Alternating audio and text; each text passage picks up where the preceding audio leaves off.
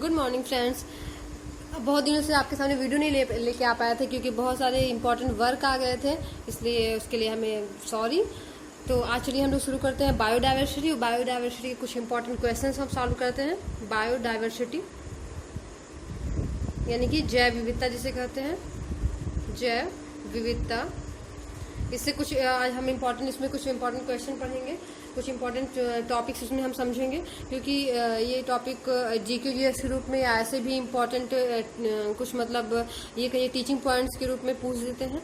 चलिए हम शुरू करते हैं। फिर देखिए जैव विविधता। जैव विविधता पहले तो जान लीजिए जैव विविधता होता क्या है। जैव विविधता जो होता है, जो पृथ्वी पे जो पादप होते हैं, जो कई पादप कई टाइप्स जो होते हैं, या फिर जंतुओं के जो टाइप्स होते हैं, मतलब जिस प्रकार होते हैं, या फिर सूक्ष्म जीव होते हैं, उनके जो भिन्न भिन्न जो प्रजातियां पाई जाती हैं, जो जातियां पाई जाती हैं, उनमें जो आपस में जो विभिन्नता होती है अथवा विषमता की हम बात करते हैं, तो उसे हम जैव विविधता कहते हैं। तो ये जैव विविधता भी हमारे पृथ्वी पे होना इम्पॉर्टेंट होता है, क्योंकि अगर जैव विविधता न हो तो हमारे जो इसके पिछले भी हम वीडियो में पढ़ा चुके हैं आपको, चूंकि आज जो नए होंगे आप उसको देख लीजिएगा।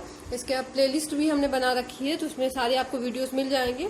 तो जो हमारी पृथ्वी पे जो बैलेंस होता है उसको बनाए रखने के लिए जिन जंतु अथवा पादपों या फिर सूक्ष्म जीवों के बीच में जो विभिन्नताएं या विषमताएं पानी भी काफी इम्पोर्टेंट होती हैं। तो चलिए फिर हम शुरू करते हैं। जो प्रजातियां होती हैं इनके पादप या जंतु या फिर सूक्ष्म जीव की जो प्रजातियां होती हैं, इनकी जो सूची तैयार की जाती है वो IUCN के द्वारा सूची तैयार की जाती है। IUCN क्या होता है, इसके बारे में थोड़ा जानते हैं हम। IUCN क्या होता है, इसका फुल फॉर्म होता है, इसको आप नोट कर लीजिएगा। ये पूछता है international union for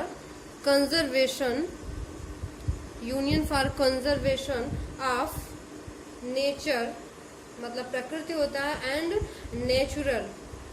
natural composition, मतलब जो घटक होते हैं। ठीक है, इसका फुल फॉर्म होता है कि international union for conservation of nature and natural composition, और इसकी स्थापना हुई थी, इसकी स्थापना आप नोट कर लीजिएगा 1948 में, यानी कि 1948 में। और इसका मुख्यालय कहाँ है, इसका मुख्यालय ये जो है स्विट्जरलैंड में है। इसका मुख्यालय जो है कहाँ है, स्विट्जरलैंड में, और स्विट्जरलैंड के कहाँ पे है, बर्न में है।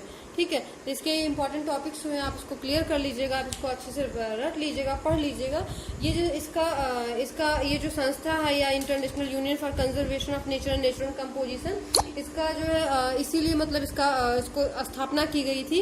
इसमें विभिन्न पादपों और जंतुओं तथा सूक्ष्म जीवों की सूची तैयारी करने के सूची का मतलब तैयार किया गया था, ताकि हमें पता चले कहाँ पे कौन से जीव विलुप्त हो रहे हैं, या फिर कहाँ पे कौन से जीव अधिक प्रजातियों उसकी पाई जाती हैं।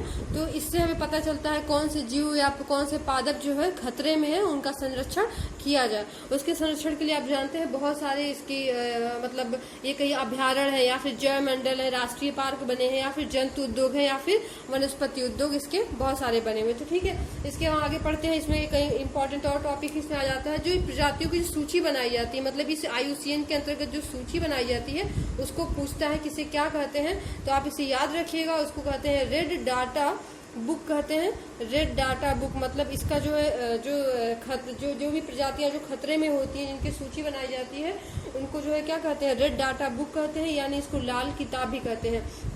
ये IUCN के द्वारा जो पहला बनाया गया था, जो पहली सूची तैयार की गई थी इसके अंतर्गत, वो कब बनाई गई थी, 1966 में, यानी कि 1966 में। किसके द्वारा बनाई गई थी, IUCN के द्वारा बनाई गई थी। तो इतनी सारी बातें क्लियर हुई। पूछता है कि रेड डाटा बुक्स क्या है, या फिर IUCN का फुल फॉर्म क्या होता है, तो ये सारी बातें हम क्लियर हो गई। चलिए हम आज के आगे पढ़ते हैं काइंड्स ऑफ बायोडाइवर्सिटी। देखिए हम बायोडाइवर्सिटी की कुछ मतलब जो इसमें डिटेल में है वो नहीं, बल्कि आपको जो इम्पोर्टेंट है बस वो आप जानिए। और क्योंकि आपका सीटेट का एग्जाम भी आप जान रहे हैं कि और आगे चला गया है, देखिए कब होता है, तो आपके पास थोड़ा टाइम भी और मिल गया है, तो आप अच्छे से पढ़ाई करिए।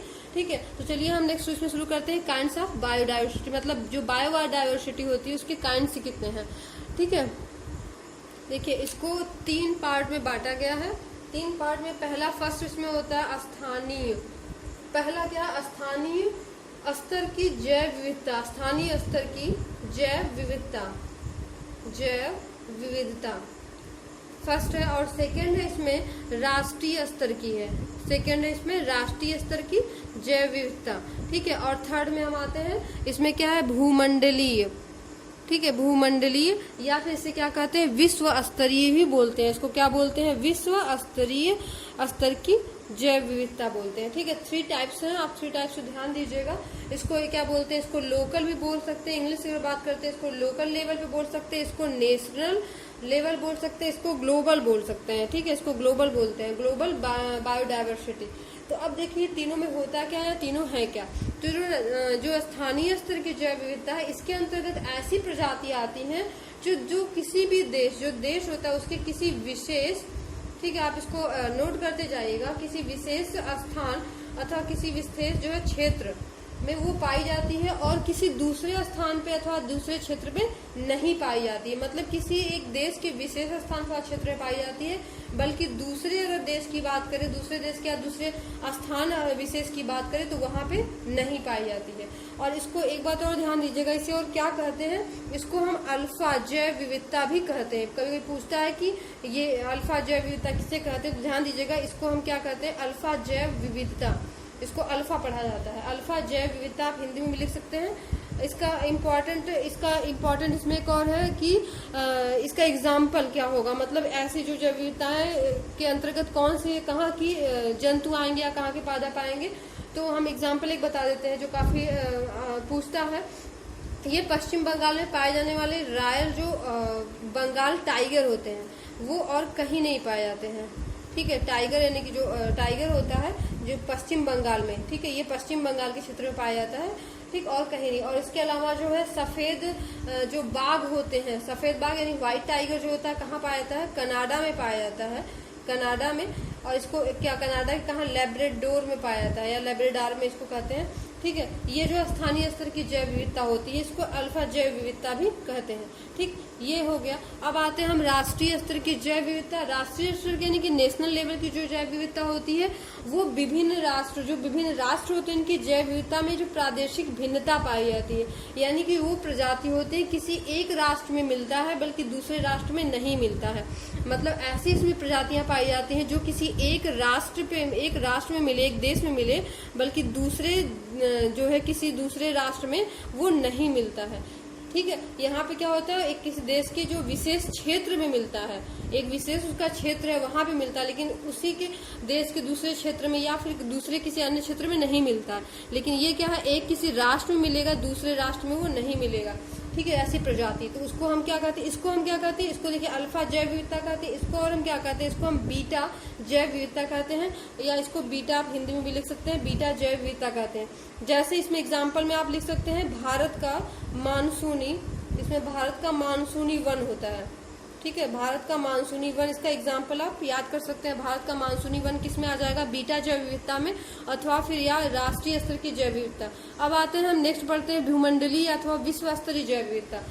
अब चूंकि आप दोनों इसको पढ़ ही लिए तो आपको क्लियर हो ही क्या होगा। जो भूमंडलीय हुआ तो यानी कि जो विश्व स्तरीय होगा वो क्या होगा, ऐसी प्रजातियां जो पूरे क्या होती है, जो पूरे विश्व में पाई जाती हैं। ठीक है, जो हर जगह पाई जाती है, कहीं पूरे विश्व में पाई जाती हैं, तो इसे क्या कहते हैं, विश्व स्तरीय जैव विविधता कहते हैं। और इसको क्या कर सकते हैं, ये अल्फा हो गया, ये बीटा हो गया, तो ये क्या हो जाएगा, गामा हो जाएगा, ये गामा जैव विविधता इसको कहते हैं। तो ये तीनों आपको टॉपिक क्लियर हुआ। इसका एग्जाम्पल भी आप याद कर लीजिएगा। देखिए हम छोटे में बताएंगे, कम में बताएंगे, लेकिन आपको वो सारी चीजें जो आप बहुत बड़े लेवल पे पढ़ेंगे, बहुत ज्यादा पढ़ेंगे, आपको छोटे में ही क्लियर हो जाएगा।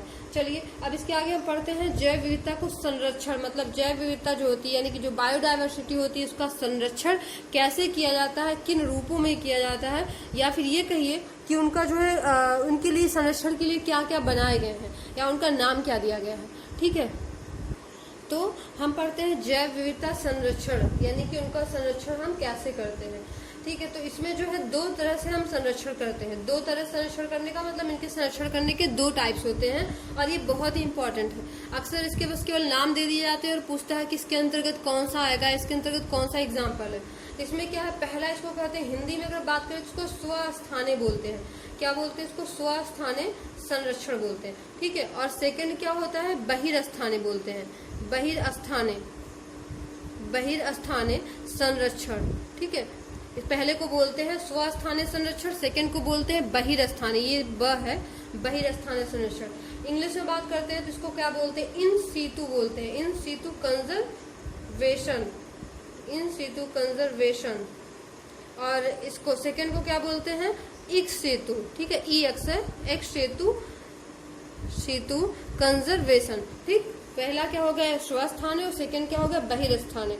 अब इसमें एग्जाम्पल है, एग्जाम में कैसे पूछता है, इसका एग्जाम्पल नाम दे देगा और कहेगा कि स्वस्थाने है, स्वस्थाने का संरक्षण के अंतर्गत आएगा या फिर बहिर्स्थान। तो आप इसको देख लीजिएगा इसमें कौन कौन से आते हैं।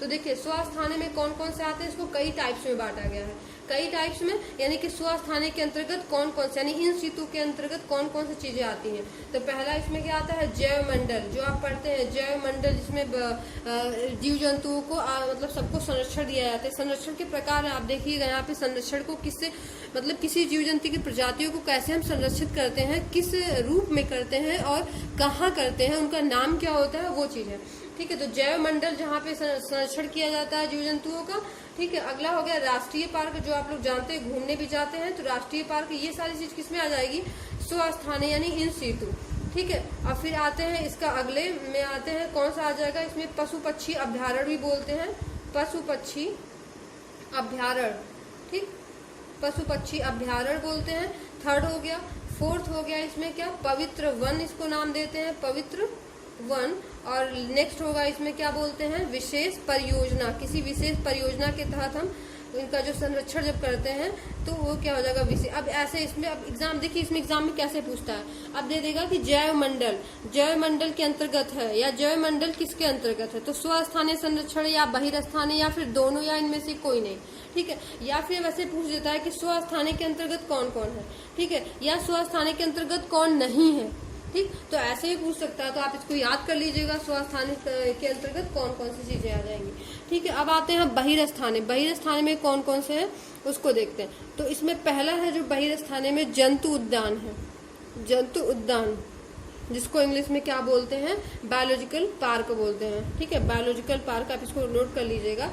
और सेकंड क्या होता है, वनस्पति, वनस्पति, ठीक, वनस्पति इसको बोलते हैं, या उद्यान भी आप कह सकते हैं, जैसे जंतु उद्यान हो गया वैसे वनस्पति उद्यान हो गया यहाँ पे, ठीक। तो यहाँ पे वनस्पति उद्यान हो गया, ठीक है, यानी जंतु उद्यान और वनस्पति उद्यान, यानी कि यहाँ पे क्या हो जाएगा, बॉटनिकल, बॉटनिकल गार्डन हो जाएगा, बॉटनिकल गार्डन हो जाएगा। यानी कि बहिर्स्थानीय में 2 टाइप्स के होते हैं, यानी कि जंतु उद्यान और वनस्पति उद्यान, इसमें जीव जंतु को और पेड़ पौधों को कैसे हम रखते हैं, संरक्षित करते हैं, उसको बोलते हैं जंतु उद्यान, जो बहिर्स्थानीय के अंतर्गत आएगा। अब देखिए हम पढ़ते हैं, इसको थोड़ा जान लीजिए कि स्वस्थानीय मतलब क्या होता है या फिर बहिर्स्थानीय का मतलब क्या होता है।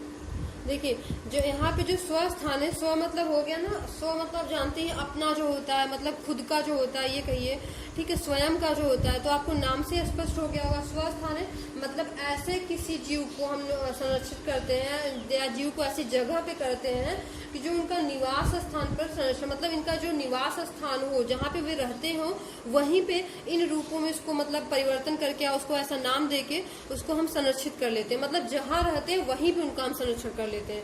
तो स्वस्थानीय का मतलब हो गया कि उनके निवास स्थान पे, आप इसको नोट करना चाहे, लिखना चाहे तो लिख सकते हैं, उनके निवास स्थान पे ही जब हम संरक्षण करते हैं किसी भी जीव जंतु का या फिर पेड़ पौधों का, तो हम क्या कहते हैं, स्वस्थानीय संरक्षण बोलते हैं। अब आते हैं बहिर्स्थानीय संरक्षण में। तो अब चूंकि स्वस्थानीय में समझ गए जो निवास स्थान पे संरक्षण करते हैं, तो बहिर्स्थानीय में क्या हो जाएगा, जब किसी जीव को उसके निवास स्थान क्षेत्र के बाहर उसको जब संरक्षण करते हैं, मतलब जहाँ उसका निवास स्थान है, वहाँ उसका निवास स्थान है, उसका वहाँ पे नहीं बल्कि वहाँ से ला के कहीं हम और उसकी जगह बनाते हैं, जहाँ पे जगह खाली हो या फिर जहाँ पे बहुत बड़े स्थान दिए गए हो, जहाँ पे बहुत ढेर सारे मतलब उसके लिए संरक्षित करने कोई खतरा ना हो, तो वहाँ पे जब हम उसका संरक्षण करते हैं, उसको यहाँ पे हम पालन पोषण करते हैं, उसका हम देख रेख करते हैं, ठीक है, तो वह क्या हो जाएगा, बहिर्स्थानीय संरक्षण हो गया। तो आपको इतना क्लियर हो गया होगा। इसके अलावा भी इसमें इंपॉर्टेंट बहुत सारे क्वेश्चंस हैं, हम धीरे धीरे सॉल्व करते रहेंगे। इसमें बहुत सारी परियोजनाएं हैं, उसको भी हम आगे वीडियो में पढ़ेंगे।